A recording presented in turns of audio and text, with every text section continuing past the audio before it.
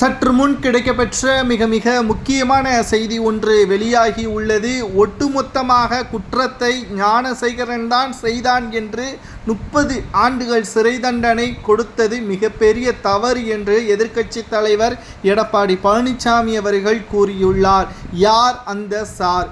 மேலும் திமுக அதிகாரத்தை பயன்படுத்தி ஞானசேகரனை சிறையில் அடைப்பதற்குத்தான் இந்த புலனாய்வுத்துறை அதிகாரத்தை பயன்படுத்தியதா? சிபிஐ துறைக்கு மாற்றப்பட்டிருந்தால் நிச்சயம் இந்த வழக்கில் யார் அந்த சார் என்பது வெட்ட வெளிச்சத்தில் வந்துள்ள குறிப்பாக திராவிட முன்னேற்ற கழகத்தின் பெரும் முதலைகள் தான் இந்த வழக்கில் சம்பந்தப்பட்டிருக்கிறார்கள்.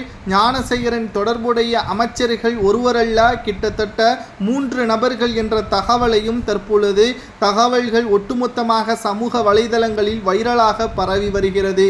மேலும் இன்று நீதிமன்றம் ஒட்டுமொத்தமாக ஞானசேகரன் தீர்ப்பை காத்து கொண்டிருந்த நிலையில் காலை 10:30 மணி அளவில் நீதிபதி ராஜலட்சுமி அவர்கள் தண்டனை தீர்ப்பை வாசித்தார். 30 ஆண்டுகள் சிறை தண்டனை என்பதையும் நீதிபதி உத்தரவுகளை பிறப்பித்தார். 90,000 அபராதமும் விதிக்கப்படும் என்று நீதிபதி ராஜலட்சுமி அவர்கள் அறிவித்தார். இது சரியானதா என்று கேட்டால் நிச்சயமாக சரியானதுதான். ஆனால் இந்த வழக்கே சம்பந்தப்பட்ட மிக முக்கியமான நபர்கள் யார்? அதாவது இந்த வழக்கு தொடங்கப்பட்ட பொழுதே எஃப்ஐஆர் மாற்றப்பட்டது. ஞானசேகரன் அவர்களை காப்பாற்ற வேண்டும் என்று துடிதுடித்த காவல் ஆணையாளர் யாருக்கு உதவி செய்ய வேண்டும் என்று எஃப்ஐஆரை மாற்றினார்.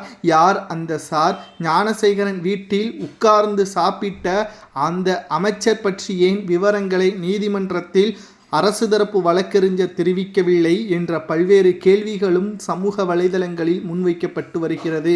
மேலும் தனக்கு வயதான தாய், ஒரு மனைவி, ஒரு 8 வயது குழந்தை இருப்பதாக ஞானசேகரன் அவர்கள் கடந்த வாரம் நீதிமன்றத்தில் தெரிவித்தார். இன்று 30 ஆண்டுகள் சிறை தண்டனை என்பது நீதிமன்றம் கொடுத்திருக்கிறது. இது சரியானதுதான். ஆனால் தற்பொழுது ஞானசேகரனை விட மிகவும் கொடுஞ்செயலை செய்யக்கூடிய குற்றவாளிகள் திமுகவின் நபர்களாக இருக்கக்கூடும் என்று ஞானசேகரன் அவர்கள் இன்று வாக்குமூலம் கொடுத்திருந்தால் நிச்சயமாக இந்த வழக்கே ஒட்டுமொத்தமாக மாற்றியமைக்கப்பட்டிருக்கும். ஆனால் ஞானசேகரனை வாய் திறக்காமல் வைத்த அரசு தரப்பு வழக்கறிஞர் ஏன் இவ்வாறு செய்ய வேண்டும்?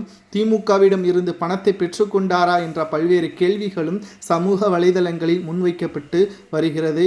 ஞானசேகரனுக்கு கொடுத்த தீர்ப்பு சரியானதா என்பதை கமெண்ட் வாயிலாக மறக்காமல் கூறுங்கள்.